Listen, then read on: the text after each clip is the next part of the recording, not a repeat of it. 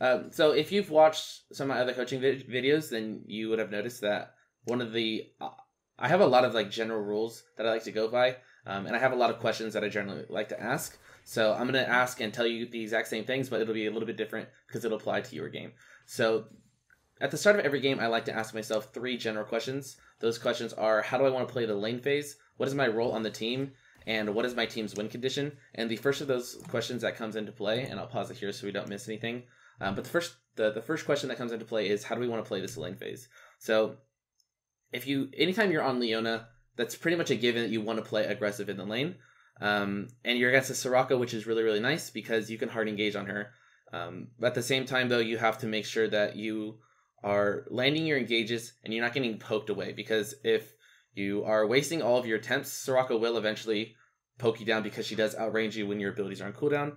But for the most part, I think just generally speaking, maybe under different circumstances, because you're already telling me that Lucian isn't as active as you'd like him to be, but under normal circumstances, this is a lane that you guys should win, because as I've already mentioned, Soraka is immobile, and as long as you are landing those engages instead of missing them and allowing her to poke you down, you should be able to get on her. On top of that, Varus is pretty immobile, and Lucian has his dash. It's pretty decent in the early game, even though I wouldn't consider him to be like one of the stronger ADCs in the game right now. The best time for him to shine is going to be during that early phase, the lane phase, because he could dash in and do a lot of damage. So another thing that I always like to mention is Relic Shield. I think that the first two waves of the game are really, really important, because the first two waves is when the level 2 power spike is going to be determined, which team gets it, or if they get them at the same time, it kind of just cancels each other out.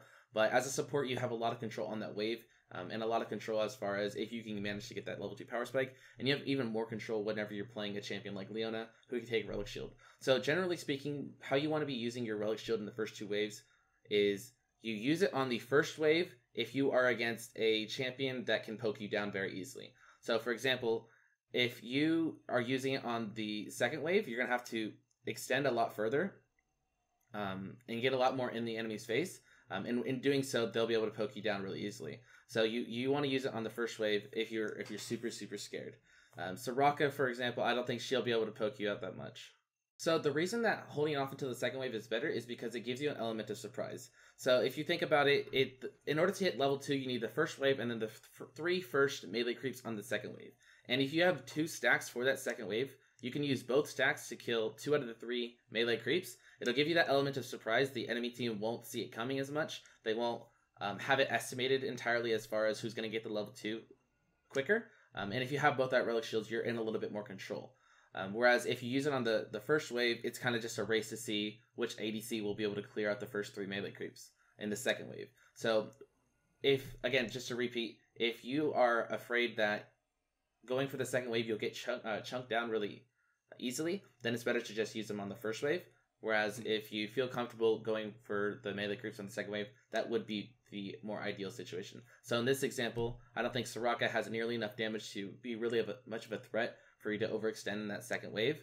Someone like Thresh, or maybe not even Thresh into Leona. Someone like Brand, who can poke you down really, really hard. If you get too close before you even have your tools to engage, that could be really harmful. But for the most part, ideally speaking, you want to save it for the second wave. Only use it on the first wave if you're really scared. I just wanted to back up so we see your level 2. So you're playing back, which is fine because you don't have your tools to engage. So for example, going back to what I was saying earlier, you have 2 procs. If you had used them here instead, that would have been a little bit better to get you the power spike. Instead, you have to kind of use them early, and then you are just waiting for your ADC to either get level 2 first or for you to get level 2 first. Even with that being said, and then here goes Rammus. Yeah, there's a little cheese breaking out. Even without Relic Shield procs, that doesn't mean that you can't still control the wave. Because simply just auto-attacking it could get it more in your favor. But we have to switch topics because you guys are getting cheesed. Okay, so there's not really much to evaluate there because it's a level 2 cheese. You guys are only level 1. There's not much outplay potential. All you could have done really is just stun. Luckily you guys survive. So I guess that will bring me to my next subject, which is warding. So typically when it comes to warding, the best times to ward, if the enemy jungler starts in the bot side like he did this game, the best time to ward is typically around 245 or 250. And the reason for that being is because typically the jungler's route will go from red to wolves to blue, and then they'll gank either top or mid around 3 minutes. And in order for them, if they start bot side, then you don't have to ward until around 3:30, 3:30 to 4 minutes. And the reason for that being is because like I said, if they go from red to wolves to blue, gank either top or mid around 3, and then in order for them to get down bot, they'd have to run all the way down to river or recall, then go first, or then go bot, which is why you don't have to ward until a little bit later, around 3:30 or 4 minutes. On the other hand, if the jungler starts top side, they'll go from blue to wolves to red more times than not. Of course, this isn't going to be 100% of the times, as we've already seen in this game. He did a little bit of a different route. But if the jungler starts top side, then you want to ward around 245 or 250, because the first game comes around 3. First gank usually comes around 3 minutes. The only time that this doesn't work out is in a level 2 cheese, which I've mentioned in all of my coaching sessions, and I've never actually seen one. So it's really cool to see that. Okay. Yeah, so just keep that in mind. If the jungler starts top side, typically it's a 245 or 250 gank. If the jungler starts bot side, it's going to be usually around 330, 330 to 4 minutes. But that doesn't always work, as we've already seen this game with a level 2 gank. But now we can watch this, because this is going to be your guys' first piece of action. There's a very, very small thing that I could critique here, and it just has to do with auto attack and canceling. So this is the case with the many champions. I think Camille is probably the best example, where you want to auto, then use her Q because it's an auto attack reset. With Leona, you want to E first, then auto, then Q, if they don't have flash. But I wanted to just mention that because that is what you ideally want to do, but it's smart that you don't do that in this situation, because Soraka does have flash. And if you auto instead of queuing right away, then there's always that chance that she flashes away, and that's the last thing you want to happen. Yeah, every little damage is going to count. If you've ever seen somebody live with 10 HP, that could very well be the difference. So right here, I think you mentioned that you're trying to do some body blocking. Yeah, and then she flashed around me. Which kind of works, but I think that in these situations, what's the best thing to do is simply just walk in a straight line where they are going to be. Because you know at this point that Soraka has flash, and her only escape route is going to be over here. So if you are spending time walking back and forth and trying to block her, and it doesn't effectively block her for one reason or another, and she's able to flash away, then you'll be a little bit further behind. So anytime you're in a situation like this where the enemy, you know that their only way of potentially escaping is going to be one direction in this situation, as you see, her only option is going this way. So instead of trying to body block her, what I would like you to do is just walk in a straight line, and because that will allow you to keep up with her and be that much closer. For example, potentially, luckily Annie's here, right? And she's able to get the stun. But if Annie wasn't here, though, then you would not have been able to get to this stun, or get to where she would land the stun. She would have been too far. Free. Yeah. So I think the little bit of distance could have been made up if you were just predicting exactly where she was going to be. You don't even have to stand by her; just run exactly where you know she's going, and that's a good point. Work out in most situations. Okay, here, this is really, really important, and probably one of the most common mistakes that I see in lower elos is you always want to push in the wave before you recall. And on top of that, you always want to make sure that you are recalling at the right times. You guys just got a kill. You guys now have 1,600 gold combined between you and Lucian. This is a golden opportunity for you guys to recall. And instead, what you guys are both doing is, not only is Lucian not pushing in the wave, but you're not helping him push in the wave. You're sitting back this whole time. Yeah, I was but just to go back to what I was originally saying, as soon as this kill comes in, right here, if you pause it, I would instantly be thinking in this situation, we're going to shove in this next wave and then recall, cash in our gold. And the reason that that's so important is because people don't seem to understand that even if you get kills, you get objectives, and you get gold, none of that means anything until you go back to base and you spend that gold. Because even though you guys have a gold advantage over them, you guys aren't any stronger because you haven't pushed that gold advantage on them. So what you want to be doing anytime you're in a situation where you have a clear advantage, you just killed a bot laner like this, unless it's very early into the game and it's not even enough to buy a component of an item. That'd be like one example. But at this point, Lucian can probably pick up a pickaxe or something. So just instantly shove this wave in. And yeah, I should be helping him. Exactly. That was going to be my next point. Is you should be pinging on this wave, or just type something as simple as push. Do anything you can. And if your ADC doesn't want to make the right call, if you are like 100% certain in your mind that what you need to be doing is pushing in this wave and recalling, then all you can do is try to push the wave in and recall yourself. If he doesn't follow, that's his fault. But it's always better to lead by example. And on top of that, body movement or body language is a really big deal in this game. So, for example, sometimes if your teammates see you doing something, they'll be very likely to follow. That's just how the human brain works. So if you lead by example, if you start pushing the wave and then recalling, your ADC might do the same thing. And I think that's even more important because now, as I've already mentioned, you guys have a gold advantage, but you haven't cashed it in. And that whole time that you wasted not recalling, not pushing in the wave, now Rammus looks like he's coming to gank again. And you guys are now behind in this lane. And I think it's bad. Exactly. Here, I'm going to go down for sure. Yeah, so I think I saw at the very start when I clicked on this game that you do go on to lose it. And you guys weren't even though it was a small lead, you guys weren't in a good position to snowball this game with a little bit of a lead that you had. But the first thing that you did is you didn't push in the wave instantly, you didn't react fast enough and make the right decision. And on top of that, you just didn't push your lead. So again, really important to keep in mind, one of the most common mistakes that I see from low-ranked players is just because you get a kill and you pick up that gold, it doesn't mean anything until you go back to base and you cash it in. Okay, so we could talk about roaming a little bit. So ideally, when it comes to roaming, I have a few golden rules. The best time to roam is going to be any time that your ADC is not in lane, anytime you are coming back from the fountain, whether that be you recalled or you died, or anytime your ADC has a safe and secure freeze in lane where they have no threat of being killed. And so those are your three general times that you want to be roaming. And one of those was anytime you're coming back from fountain. Roaming can be something as simple as just running down the jungle, and this is the path that I'll recommend to you.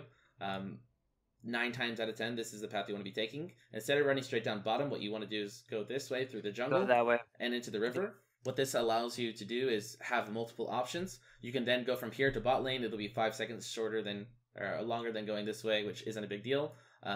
But if you do see options, maybe if you roamed this way, you might have been part of this fight. Or maybe you can 2-man dragon with your jungle, or you can get vision in the enemy jungle, or you can like roam mid and do a 3-man gank with your jungle. Those are all options. But like I said, that's 9 times out of 10. Because in this situation, I'm assuming the reason that you roamed is because there's a huge wave under the tower and you wanted to get back to your ADC, which is understandable. Exactly. Going back to what you're saying about the level 6, I think that obviously anytime you're level 6 on a champion like Leona who has a big spike at level 6, it would be easier and more ideal to roam. But I don't think that you should follow that rule because then you'll feel that you're limited if you're not level 6. So there's a lot that goes on in this play. So we'll try There's to a lot of watch pinging from the team involved in this fight. Yeah, we'll just have to watch it slowly and see everything that happens. So the first thing that happens is you miss your E, just fine. Warwick goes in. Okay, so at this point, I mean, you can't do anything about the Lucian flash, but honestly, how I would evaluate this gank attempt is there's a saying that I like to go by is just take the win. So yeah, basically, you guys wasted 2 ults, which isn't the big deal. Those are on a fairly short cooldown compared to a flash, and you guys got Varus flash. So that is a win. Somewhat, it's a very small win, but it's a win nonetheless. So I would say take the win, just back off, look to potentially re-gank or dive. But if you look, you guys don't have a minion wave anywhere nearby. You don't know where Fizz is technically, even though he's mid. We'll change this so that we can't see. But you don't know where Fizz is, you don't know where Rammus is. So this is really, really greedy of you guys to continue going.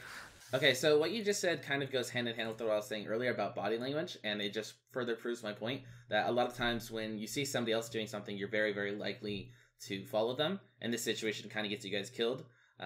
But it is important to keep that in mind because you can use that to your advantage if you know what the right call to make is, whether that be recalling or pushing in the wave or something as big as taking Baron. If you start to do that, then a lot of times you're I don't think she would have kept going if I didn't come help.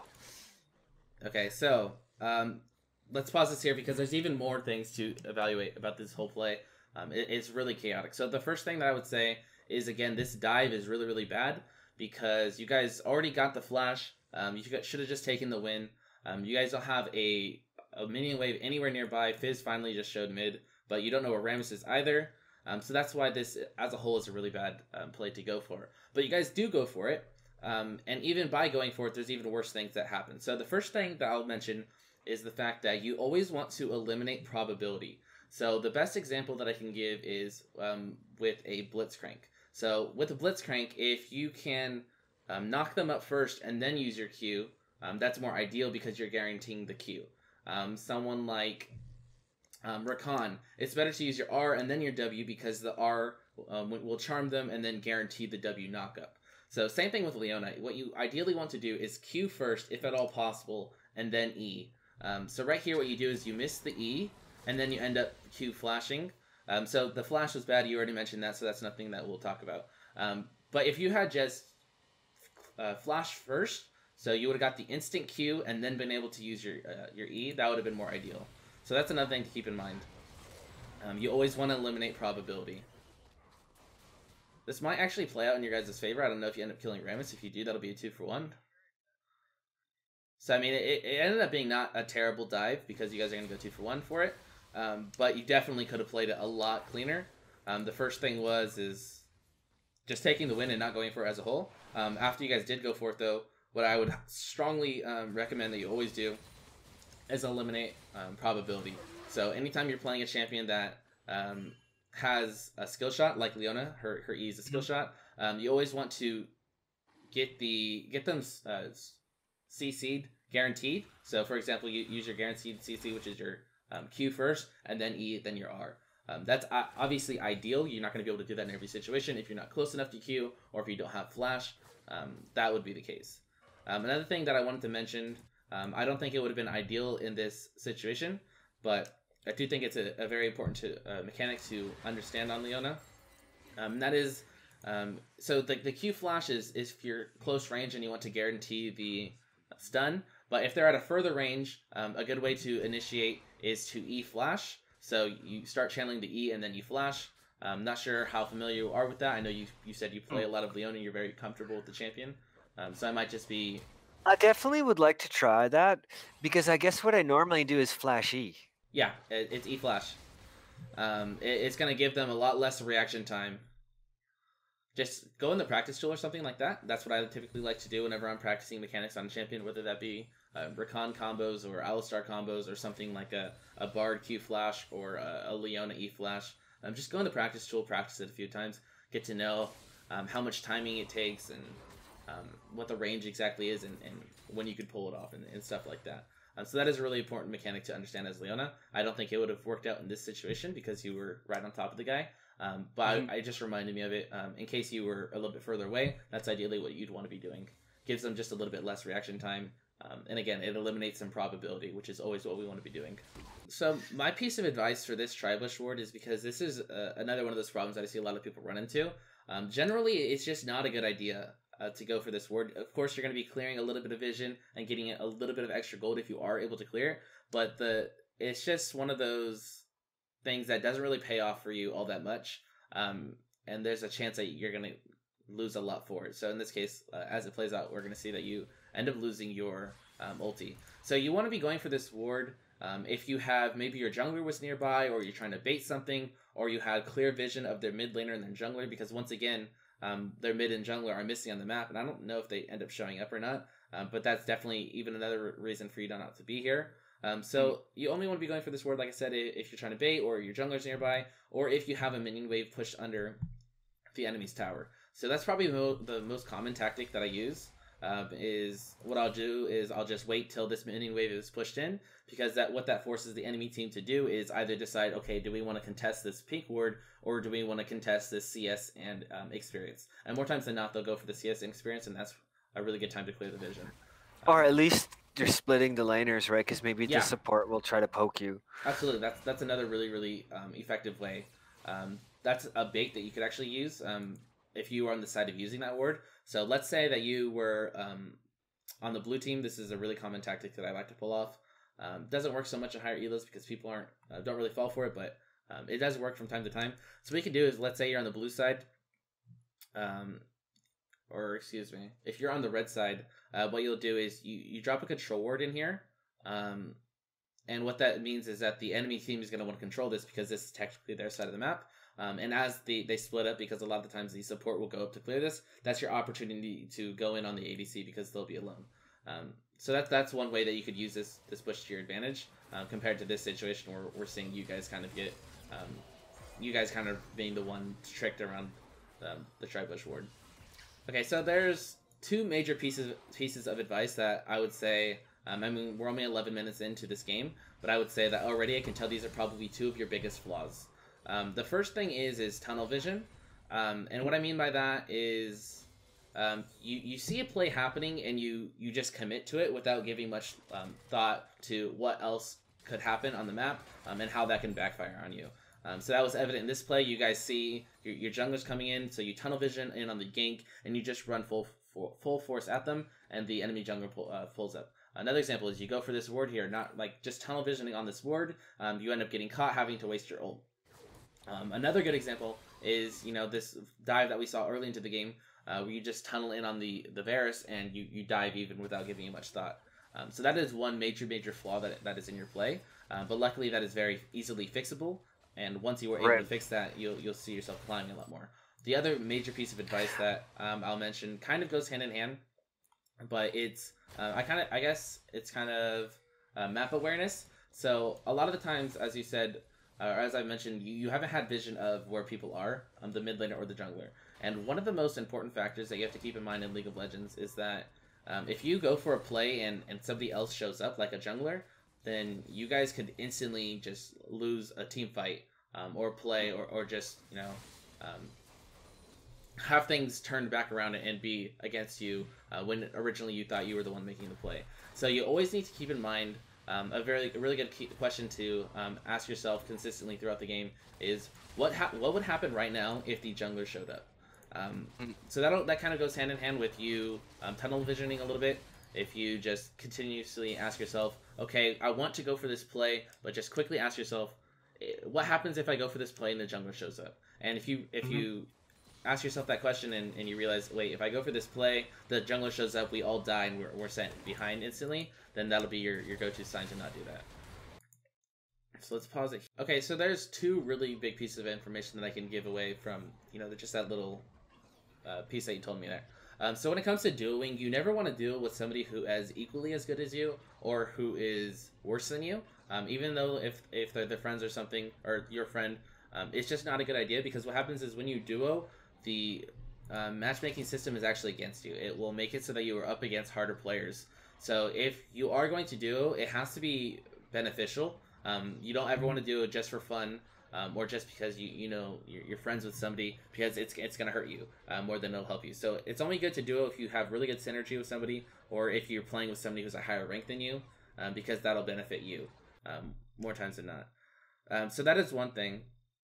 Yeah, so that's kind of hand in hand with the second thing that I was just about to mention, and that is like confidence. Confidence is a huge piece of this game, because you know you have to be able to be physically and mechanically good at this game, but keeping a good mentality is really important in this game, and it's something that is very undervalued. Not really many people actually understand that. So when it comes to mentality, you obviously want to be positive and stuff, but you also need to make sure that you're being confident, because if you are playing scared, and you're not trusting in your own ability and your own calls, then you're going to be hesitant, and that'll hurt you a lot. So be confident in your play. Maybe sometimes your calls and your mechanics will hurt you, and they won't come out, or they won't result the way that you want them to. But you just need to be confident in everything that you're doing. But let's get back to the gameplay, because I want to mention this right here. So the thing about this play right here is you flash exhaust, which... I mean, it works because you end up landing the E, but you guys don't end up landing the kill on Soraka. Yeah, so the way that you could have gotten this cleaner is, again, going back to the E flash mechanic that I mentioned. That would have been a lot better, because if you do this play in higher ranks, Soraka has her flash up right now, and I'm amazed that she doesn't flash your E. But if you had E flash, that would have guaranteed it. On top of that... you're also out of mana for your Q, which is another thing to keep track of. I know that's really hard to keep track of how much mana you have, and if you have enough for multiple abilities during a team fight. But that kind of goes hand in hand with tunnel visioning, and we've already mentioned that tunnel visioning is a big issue. In solo queue, one of my number one rules is CDR. I prioritize CDR more than anything. and you'll see that a lot of professional players, a lot of high elo players, what they like to do is buy Locket first item. And I have an unpopular opinion, just because I think that CDR is so valuable in solo queue and for carrying solo queue games, because ultimately CDR gives you put your spells on a lower cooldown, obviously, which then gives you the potential to make plays a lot more often. And making plays is how you carry games in solo queue as a support. So that's why I like CDR so much. So if you had looked up like professional players and what they're building, you might have saw Locket, and I go against that. I don't like to build Locket until maybe my 3rd or 4th item. So my build for Leona, I'll build it first sometimes. yeah, I like to, unless I have like I'm against a full AP comp or something, I won't build it first. But my recommended build for you on Leona would be the fully upgraded support item. So let me tell you a little bit about the upgraded support items since the reworks on them. So when it comes to the new support items, you don't want to build them all the way up on coin and spell thieves, because the stats aren't really beneficial, and you only need to buy the first 850 gold of the item in order to get your Sightstone questline. So for that reason, you only get the first 850 gold on coin and spell thieves. On Relic Shield, however, those stats are really valuable because it's going to give you 10% CDR and it's going to make you tankier. So Relic is the only support item at the moment that it's worth upgrading. They might change that down the road to buff coin and spell thief, so people build those up all the way as well. But for now, at least, Relic Shield, you're going to want to build that one all the way up, and that one all the way up only. So that's what I was going to mention next, is tier 2 boots as support are really, really beneficial. I think that as a whole, for most roles, buying tier 2 boots early into the game isn't all that great. I'll pause it here so we don't miss anything else on the build, because I want to finish talking about build first. But like I was saying, the second item after your fully upgraded support item is going to be tier 2 boots on supports. I think that building tier 2 boots early on most roles isn't common. But when it comes to supports, tier 2 boots are really, really powerful, because it's going to give you that bonus movement speed, which allows you to roam a lot more efficiently, especially if you're going Mobies, or if you're going something like Merc Shreds or Tabby, it's just going to make you a little bit tankier. For Leona, I would go mobility boots 10 times out of 10. I don't think that any of the other boots are nearly as good. It's going to let her get around the map more, increases her roaming potential, etc., etc. So for your third item, and for your non-boots / support item, I would recommend Righteous Glory. Again, I really... Righteous Glory, okay. I put a lot of priority on CDR items, and that's going to give you CDR to make more plays, as well as the bonus movement speed active, which is going to allow you to run straight at people, get in their face, and make more plays that way. Yeah, it's kind of like how some tanks go Warmogs really early into the game. It has like a high cost, high reward kind of thing. Sometimes it pays off, sometimes it doesn't. And it's kind of an aggressive option, but it does work out. Similar to, like that's the best example I can give is, how junglers go Warmogs. Because Warmogs is going to give them like 800 health but no armor. So it does work in some situations. I definitely really like the active, right? Like if your jungler's coming. Yeah, for sure. So after that, I would go Locket. Like I said, I'd like to put it off until my third or fourth item. Most of the times it's going to be my fourth, because I'd like to get a CDR item first, whether that be Knight's Vow or Righteous Glory. But on Leona, like I said, I like to go Righteous Glory first. So that's the fourth item. It's going to be that Locket. Now you got a little bit of magic resist and a little bit of health. Fifth, you want to get the armor, which is going to be Knight's Vow, as I've already mentioned. That's going to give you a little bit more armor. Add on to your CDR, which is all good stuff. For your sixth item, my general rule for any sixth item, just about on any champion, is my sixth item, what I'd like to do is, because you don't really get there often, but when you do, chances are that the enemy team is going to be like very late into their build, is going to be late game. So what I like to do with my sixth item is either build another defensive item, either AP or either MR or armor, based on what I need in that specific game. So if the enemy team is doing a lot of AP damage and they have a lot of fed AP carries, then I'll go for some magic resist. Or if they have a lot of AD damage and all their AD carries are really fed, then I'll go for something with more armor. So a good example would be, going something like Crucible. I know that sounds a little bit weird. That's just the first MR item that I could think of. If they have a lot of AP, or if they have a lot of armor, you go something like Zeke's. So, just to recap, my ideal build for Leona would be upgraded the Relic item all the way. Mobility Boots, Righteous Glory into Locket, that's 4 items. Then we go Knight's Vow 5th. 6th item is something another defensive item, whether that be AP or MR. Something like Zeke's works out. Stun Plate does work out in some situations, but I think that's better on tank champions for jungle and top. That doesn't mean that it can't still be used as a support, or for supports rather.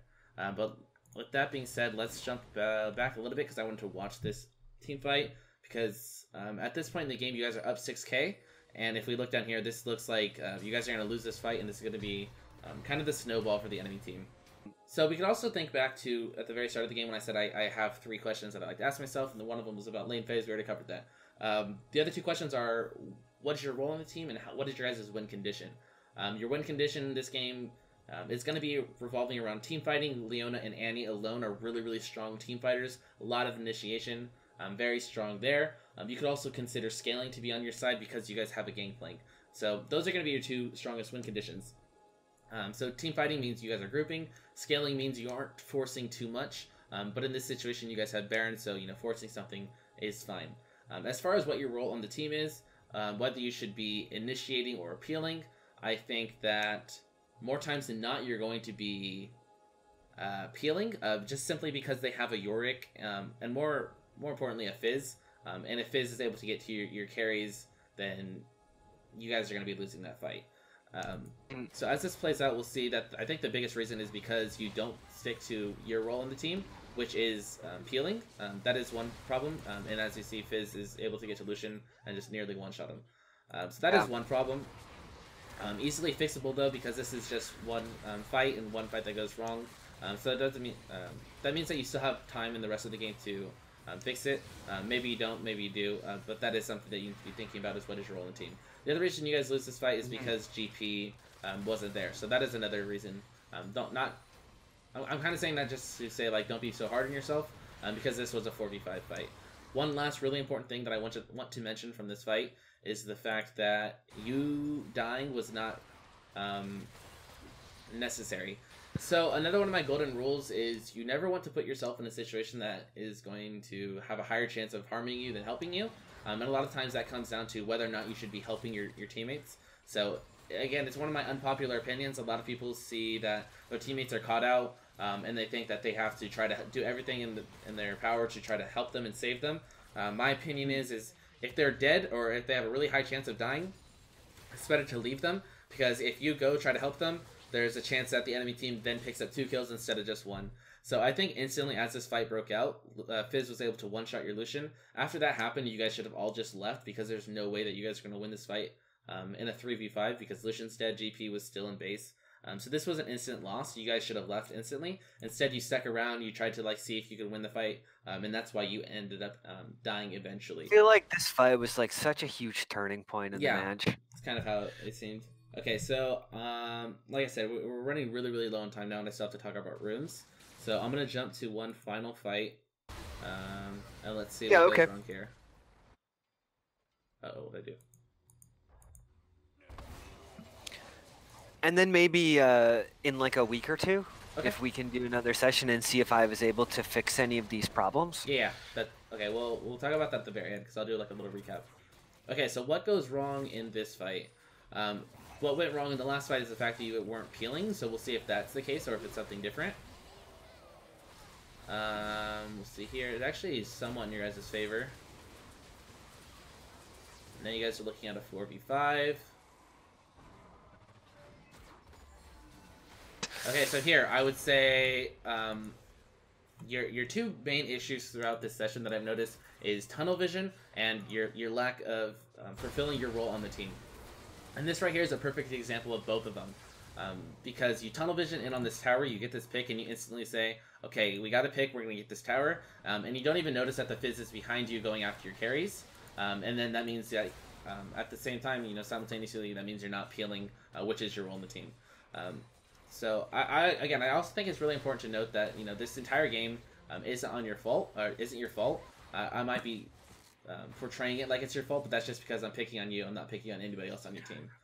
No, and to be real, like, I'm only interested in myself becoming a better player. Yeah, I'm only interested in hearing criticism towards myself. Actually. I just wanted to mention that because I felt like I was being hard, and I wanted to bring that up. That's cool. So yeah, back-to-back fights that you basically weren't playing to your role on the team, which was peeling, and then that tunnel visioning here on the tower was another big reason that hurt you guys. At the same time, though, you guys have a 7k gold lead, so you guys had a chance of winning this game. And we'll skip ahead because at this point they kind of just snowball to the end. And it's kind of just momentum. I think we're still up gold. Yeah, you guys are up gold. When we, yeah. It's just the momentum is somewhat on the enemy side. Right. And then a pick here is kind of, I think, what is going to end up losing the game. But again, I think that this was very, very winnable if you were able to fix a few mistakes, whether that be tunnel visioning or playing more to your role, or any of the little mistakes that we noticed in the lane phase, whether that be overstaying, going for plays that you shouldn't have been going for, or just not recalling when you had gold, or had a gold advantage over the enemy team. But that's how they're going to close it out, and now we'll take a look at runes. Okay, so this right here is the rune page that you were running in that previous game. So I would say that the resolve tree, let's start there, that is the correct page that you want to be taking. I think it's kind of obvious at this point.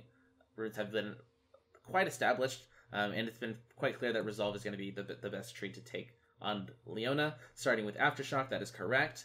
Unflinching, so I have another one of those unpopular opinions. I know that a lot of people do like to take unflinching. I just think that Font of Life is a really, really good rune. Font of Life? Yeah, and it's a lot more reliable. Whereas this one is, a little bit more niche. It's only whenever you're casting a summoner spell. This is going to be, very much more reliable. It's any time that you're impairing an enemy, which is very common as with Leona because you have the E, the Q, and the R. The R all applying CC. Okay, so after Font of Life, you have Conditioning and Second Wind. Those are both correct. I think that Font of Life, Conditioning, or Second Wind are pretty standard for just about any tank support, whether that be Leona or Alistar or something along those lines. Moving on into the secondary tree, there's two options that you can go. You can either go Inspiration or Sorcery. I guess you could even go Domination. Okay, so the Domination and Sorcery tree options are on the more aggressive side. So Domination is aggressive because you're going to be taking Cheap Shot and Zombie Ward. Cheap Shot is going to allow you to do a little bit more damage anytime you're CCing an enemy, which again, is very common with Leona with the E, Q, and R all applying that CC. And Zombie Ward is going to allow you to control the vision a little bit more. I think Zombie Ward is really, really good right now, and I would imagine that they'd nerf it in the near future. But this is an option, and it's a little bit more on the aggressive side compared to Inspiration. Sorcery is another one of those very more aggressive options. You're going to be going Scorch and the Ultimate Hat. Ultimate Hat is going to be good because it gives you more playmaking potential, and as I've already preached many times throughout this coaching session, that playmaking is really, really important for supports because it allows them to carry. And Scorch is going to give you a lot more presence throughout the lane phase, but it's also going to give you a little bit more damage throughout the entirety of the game. But more specifically, in that lane phase, it's going to be giving you a little bit more damage every time you go for a trade every 20 seconds. So those are the two more aggressive options. If you are looking to play aggressive, I might just switch back and forth between those two trees and see which ones you like more. I'll make a second page. Yeah. If you want to play a little bit more safer, I would say Inspiration is your best option. I know a lot of people like Perfect Timing. It is an option. I just don't think it has the best synergy with Leona, unless you're, of course, using it for diving tower and losing tower aggro or something like that. But for the most part, I don't think that Stopwatch is as good as everybody is making it out to be because it's a one-time usage, and if you don't end up using it to build into something else, then you're just going to be selling it. So all you're really getting is that one-time usage. And instead, I like to go for Magical Footwear and Cosmic Insight, and I know that Magical Footwear is another one of those kind of controversial runes to take whenever you're playing a support that likes to roam like Leona, because a lot of people like to get early mobility boots. And if you go Magical Footwear, then you won't be able to get them as early. But the way that I see it is not many times you are actually backing with enough gold to buy entirely mobility boots. So a lot of times you don't end up getting them until after 10 minutes anyways. And it's going to pay off in the long run because, as you see here, it gives you 10 or bonus movement speed, which is going to help you out in the long run. Cosmic Insight, on the other hand, just a bunch of CDR buffs to your regular CDR, to your max CDR, Summoner Spell CDR, and Item CDR. Summoner Spells is going to give you more play potential, max CDRs and regular CDR also more play potential. And the Item CDR is going to work really well with Righteous Glory and Locket, which are the first, or one of the earlier options that I recommended in the build path. So that is going to conclude this rune page. And yeah, so that'll be inspiration for the more defensive side, sorcery and domination for the more aggressive side. So yeah, that's all I have for the runes.